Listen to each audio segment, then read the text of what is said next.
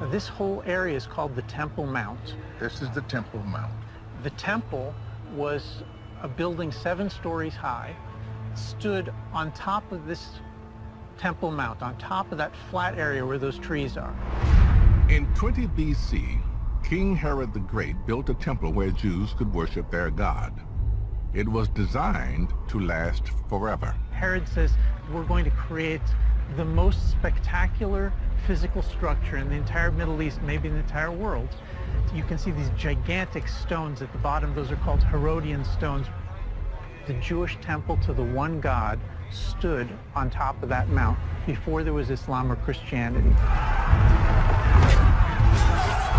But in the year 70 AD, the Romans sacked Jerusalem and demolished the temple.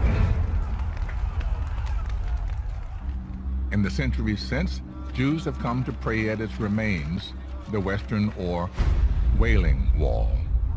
It was almost 1,900 years before the site returned to direct Jewish control in 1967. We are about 70 years into the new Israel. Why hasn't the temple been rebuilt?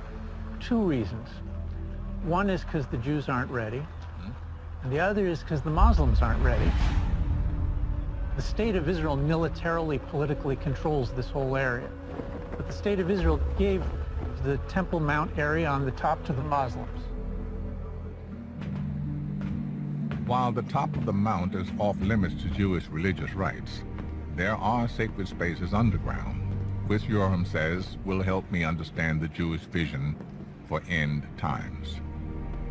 This is it. We've come to the closest that a human being can come to the Holy of Holies, the most sacred spot in the world.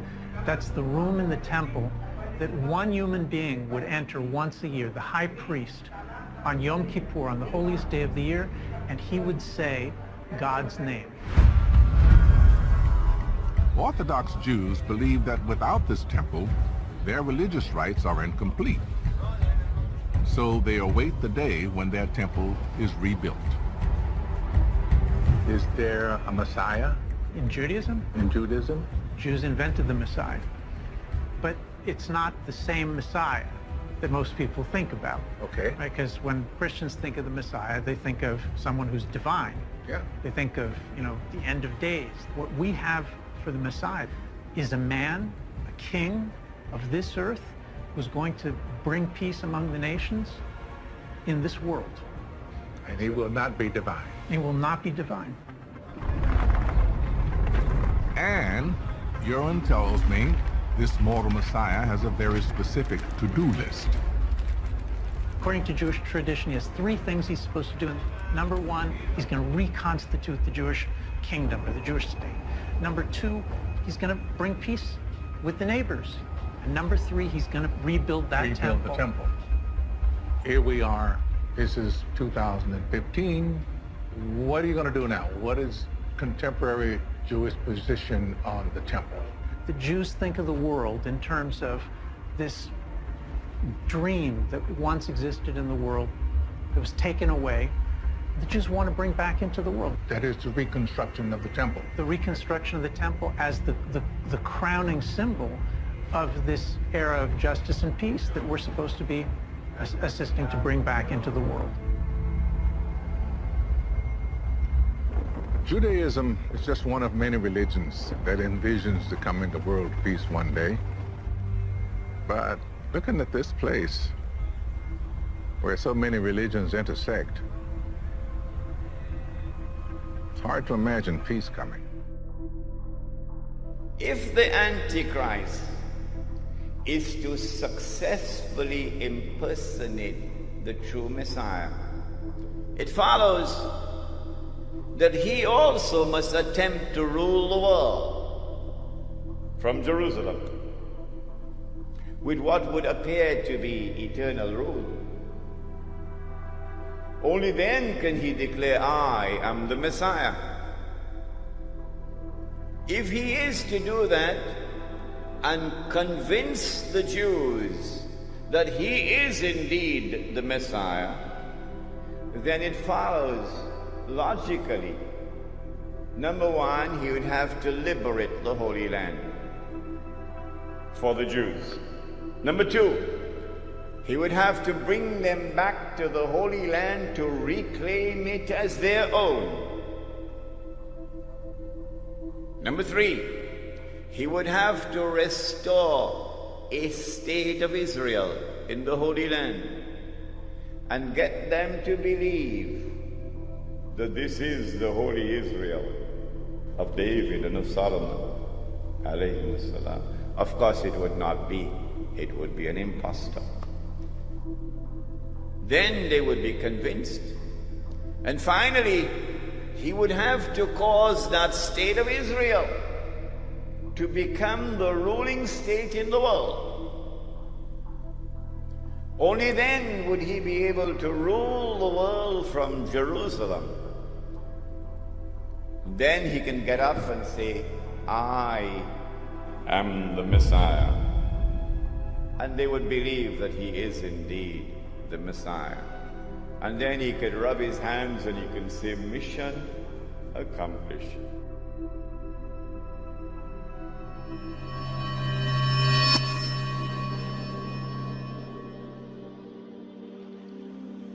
Allah subhanahu wa ta'ala eventually allowed them to enter into the Holy Land after 40 years.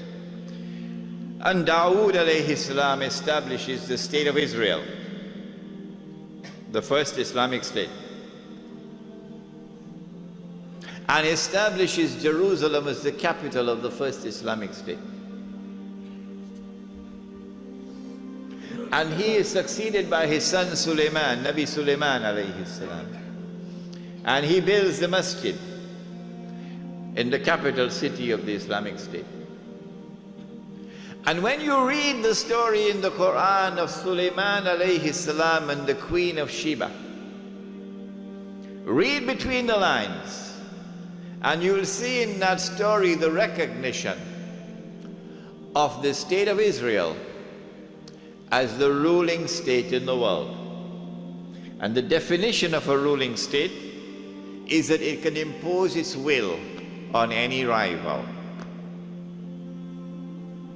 And so this is the golden age of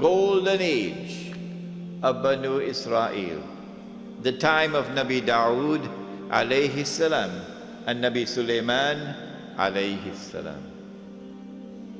But after the death of Sulaiman alayhi salam, Allah subhanahu wa ta'ala had prohibited riba in the Torah.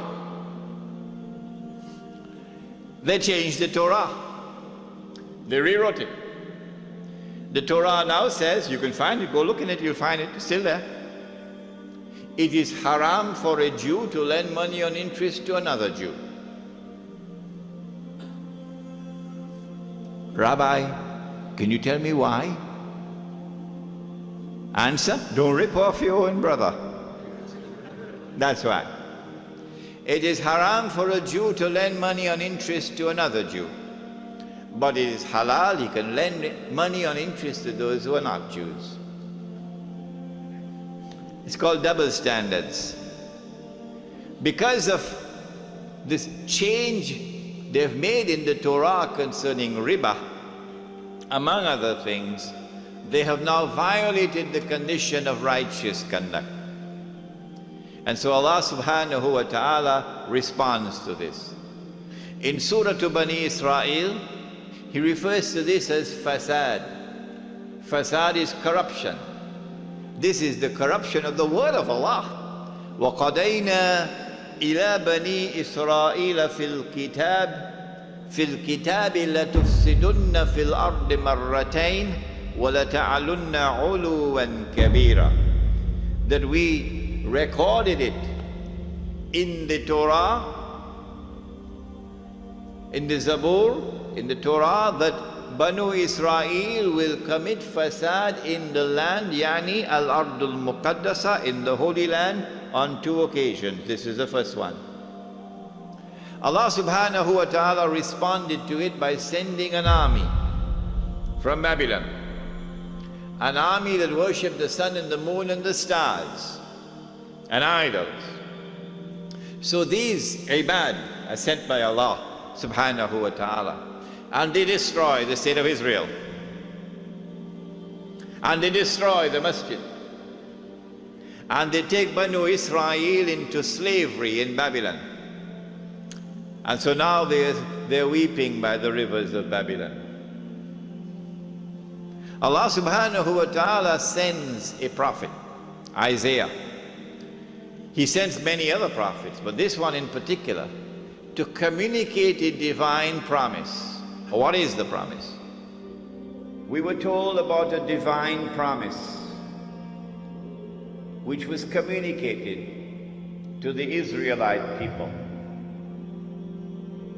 that Allah was going to send a prophet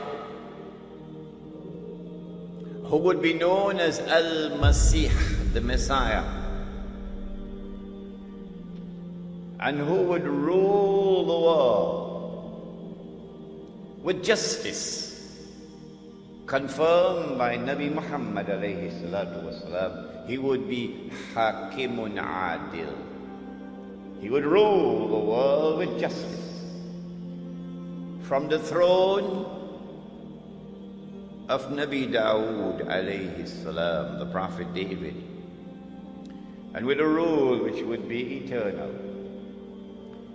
But when that promise was communicated, the Israelites were out there in Babylon, and the Holy Land was occupied.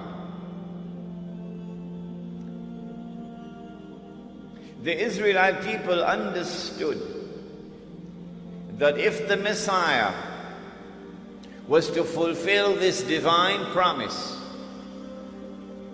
there were certain logical implications which followed.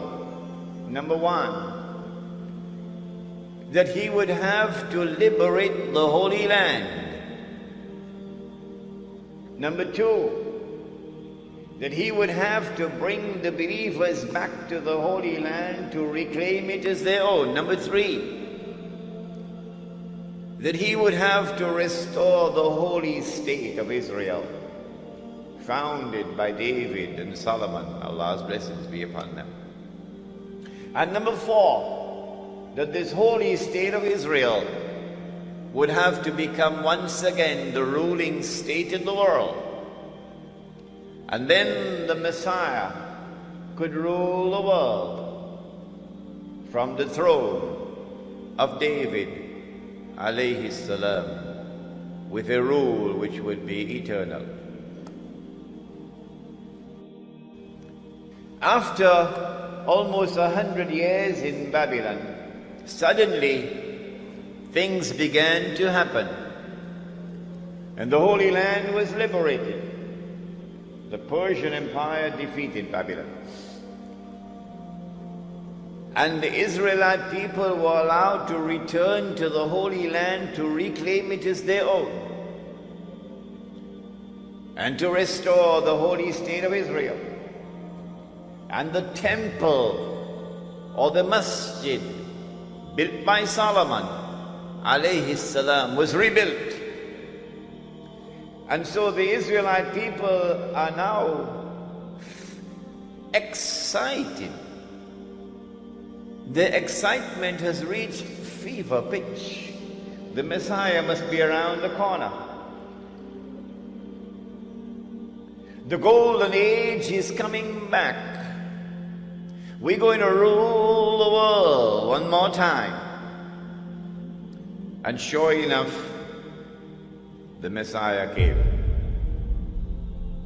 But when the Messiah arrived, the son of Mary, while some of them accepted him, the young ones, the poor, the humble, the innocent, فَآمَنَ طَائِفَةٌ مِّن بَنِي إِسْرَائِيلَ, the establishment, the rabbis, the priests, rejected him. وَكَفَرَ طَائِفَةٌ. Why did they reject the Messiah? Answer: because Allah tested them, and because they were seeing with only one eye, they failed the test. They said, وَنَعُوذُ بِاللَّهِ مِنْ هَذَا. They said that his mother had committed that enormous sin. And they said that this baby was a bastard. If they had seen with two eyes, with the internal eye, then they would have known, oh no, appearance and reality were completely opposite to each other with this baby.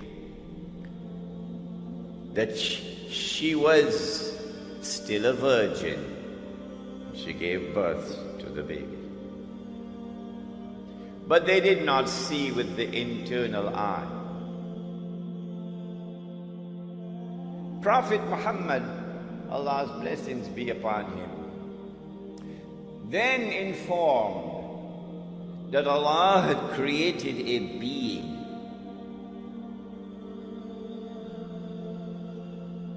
and Allah had committed to that being the mission of impersonating the Messiah, pretending that he is the Messiah. So he is the great pretender. And that he is known as Dajjal, Al-Masih al-Dajjal, Dajjal, the false Messiah or the Antichrist. Dajjal means one who deceives. And so the Antichrist has a PhD in deception. In everything connected with the Antichrist, appearance and reality are opposite to each other.